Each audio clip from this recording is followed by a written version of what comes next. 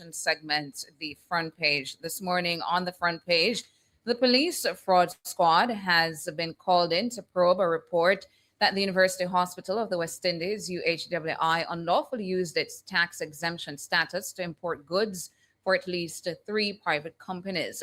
The probe follows a damning report from the Auditor General, which found that the alleged inappropriate use of the UHWI's tax exemption status has resulted in tax revenue losses to the government amounting to $23 million, or sources say at least one of the companies, which the Auditor General says received tax exempted supplies and equipment imported by the UHWI, is owned by a prominent politician. On the front page this morning, we'll be getting reactions. We'll go through sections of the report, and we'll also be getting reactions from the chairman of the Board of Management from the University Hospital of the West Indies, Patrick Hilton. No, well, actually, when I was speaking to him last night, he said Yes. he had an engagement this morning. So he will be on Nationwide at 5. Nationwide at 5. Yeah, so stay tuned for that. Yeah. So here's what we'll do with the report, Ton. We did a fair job, I think, concerning the use of the UHWI's tax exemption status to import things for private companies, which of course is a breach. The UHWI's tax exemption status is to be used for the UHWI, but they used it for private companies, and the Auditor General flagged that. We dealt with that in the news. I think what the people want to hear about is one of, well, the 3 case studies here presented by the Auditor General's report, which speaks to one case study, improper use of UHWI's tax exemption status. That's one. The second one concerns retrospective initiation of formal process to validate the procurement of goods and works already executed. And then case study 3, breaches of procurement laws in the engagement of contractors for goods, services, and works.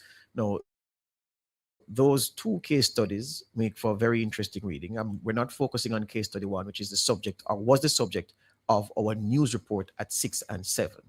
Sufficient it is, I think, for us to say that the company involved in the story we carried at 6 and 7, everybody's asking about the company. We were not in a position to name the company last evening because the company's name is not in this Auditor General's report. And even though we have information about which company it is and who owns the company, you can understand that if the Auditor General didn't publish it in her findings, and we go and we mention it based on what we're told, and it is not accurate, the problem that will cause. So it doesn't kill us to do some further checks for you and to be able to put you in a position to know who that company is later today. So I say that to say that we have information about which company it is, who the politicians are.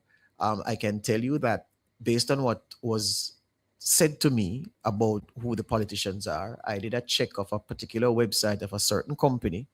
I took a screenshot of the directors there. There was a certain gentleman from a certain party who was listed there. When I went back, it's as if the link was removed by the persons administrating the website. Don't know why, but it's not there anymore. But that's fine. I have the screenshot of it. And I was told which company it was. And so the party and the 2 gentlemen in question, the 2 politicians, there have been suggestions as to who they are. But again, as I said, how journalism works, the Auditor General didn't name them. There's nothing before the Parliament that named the company. So we have to make sure that when we tell you that it was company so-and-so, it is dead right and it accords with what the investigation found. So we don't want to have to make an error with that. So we will tell that to you. You won't not know who the principals are. All right. But this matter concerning case study 2, I don't know if you're there yet, Tona, but let me skip forward to a section of the report which deals with case study 2. Case study 1, of course, concerned the use of the UHWI's tax exemption status. Case study 2, it says on page 46, the issue highlighted in this case study revealed a practice at the UHWI. By the way, this is a performance audit done by the Auditor General's Department. A performance audit report. ensuring value for money in public health procurement. The report was sent to Parliament on Monday, December 8th. Okay? So it says the issues highlighted in case study 2 revealed a practice at the UHWI where goods were supplied and works completed without adhering to proper procurement procedures. Subsequently, the procurement processes were initiated for the goods and works already supplied or completed, indicating attempts to retroactively legitimize pre-selected suppliers. Furthermore, in these cases, the contractors completed the works without formal contracts, thereby committing UHWI to expenditures for which the final costs and the performance criteria were neither clearly defined nor agreed upon. Such conducts undermined the integrity of procurement processes mandated by law, which were established to ensure transparency, fairness, and competition in the acquisition of goods and services within the public sector. These procedures were essential to guarantee the procurement of quality goods and services at the most competitive prices. Now it says purchase of 41 laptops for the HIMSS project. The UHWI bypassed the procurement process on 2 separate occasions during the purchase of 41 laptops from a supplier for the Health Information Management Systems HIMSS project, 16 in the first instance and 25 in the second, demonstrating a pattern of breaching the procurement guidelines. Now, to the initial 16 laptops, the Auditor General report says, in the first instance, based on the sequence of events outlined in a table, the procurement process for the acquisition of the 16 laptops began with a pro forma invoice dated September 4, 2023, from the selected suppliers for $5.6 million. The following day, September 5, 2023, the UHWI generated a purchase requisition signed by the CEO for the 16 laptops in keeping with the supplier's pro forma invoice. The CEO, in a letter to the Senior Director, Procurement dated September 22, 2023, requested the immediate procurement of the laptops for the HIMSS project, whereas the CEO indicated that the HIMSS implementation team have meticulously defined the specification of the laptops required for the project. We found no evidence of the stated specifications on the procurement records. We noted that the Senior Director of Procurement responded September 26, 2023, requesting the approval of the CEO to utilize single source methodology to procure the laptops.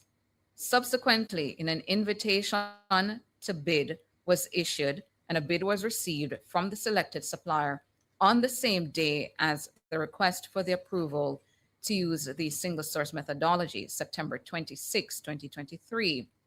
Furthermore, a purchase order was issued on September 26, 2023. And on the following day, September 27, 2023, an invoice originating from the supplier was received by UHWI. The goods were delivered and received by the UHWI on September 29, 2023, prior to the formal approval by the Evaluation Committee and the CEO, both of whom approved the procurement on October 12, 2023. The sequence of events suggests that there may be irregularities in the procurement process and a breach of procurement protocols. Payments totaling $4.8 million, excluding GCT, were made in 4 installments, 2 on November 27, 2023, and the others on January 2 and 31, 2024, respectively. All right. I think we should take the break and come right back and pick up. We're going through 2 of the 3 case studies highlighted by the Auditor General's Department in a performance audit at the UHWI. Things not looking good.